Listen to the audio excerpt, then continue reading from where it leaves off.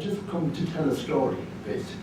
A story of the work that I and my colleagues have been involved in over the past number of years in the Archdiocese of Dublin, to let that story rest with you.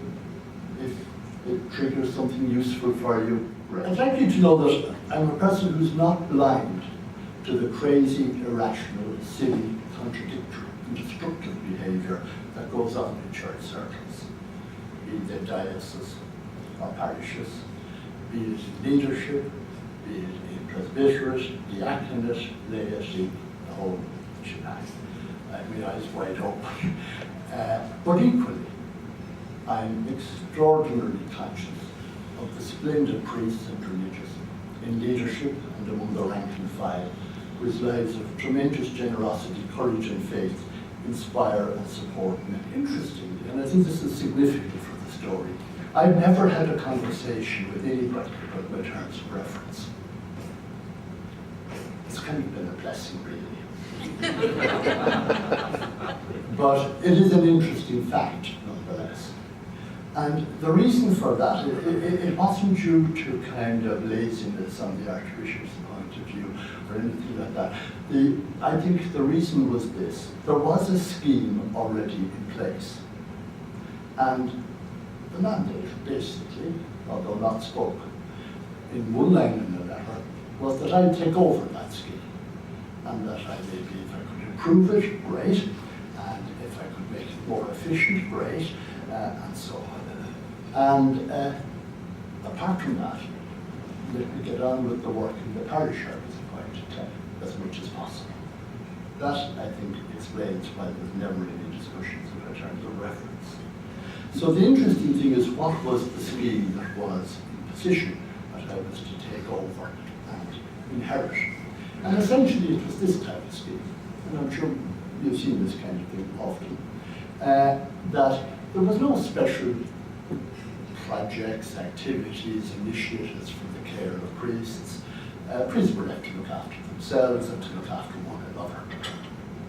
But from time to time, priests in distress came to the above the radar, and they came to the attention of the diocesan leadership, and there would be an intervention, usually in the form of the Archbishop sending for the man or sending one of his auxiliaries to talk to him. And that conversation would reach a conclusion in the Archbishop's mind or his delegate's mind as to what this was all about. If it was decided that the guy was just being difficult, he'd be told to pull up his socks and get his act together. If, on the other hand, it was felt that there was something more sinister afoot, he would be suggested to him to get help. And the getting of help then took the following form. The Director of Ongoing Care and Formation, who was outgoing, had a panel. And this panel had on it counsellors, psychologists, psychiatrists, spiritual directors. So the man would go to see the director, there would be a conversation, and then he would refer him as seemed relevant to the relevant professional.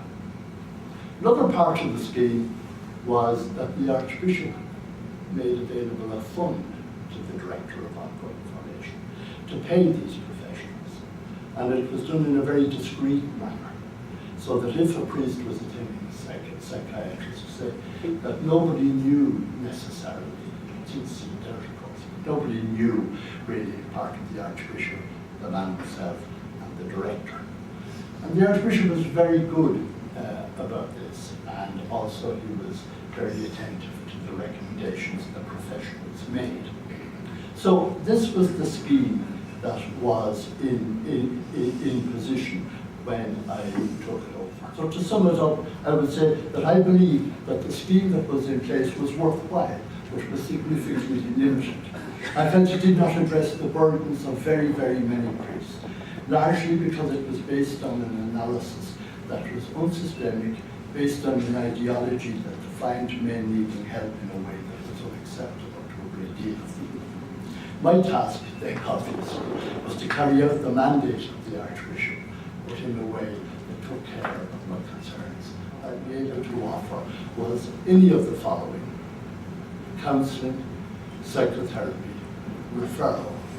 But most of all, I was interested in offering what I called supportive conversation. A few developments that might interest you. I'm very given to the idea of let's try something and then let's see what comes out of that. Let's see where it evolves.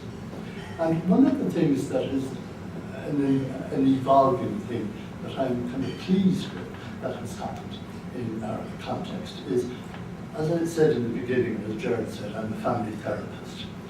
And in our part of the world, again, we don't so much like the word family therapy, we prefer the word system therapy, because folk like me will work with, say, the staff of a school, they'll work with, and maybe it's the same in this country, I'm not so sure, but say the staff of a clinic, the board of management of a company, all these sorts of things.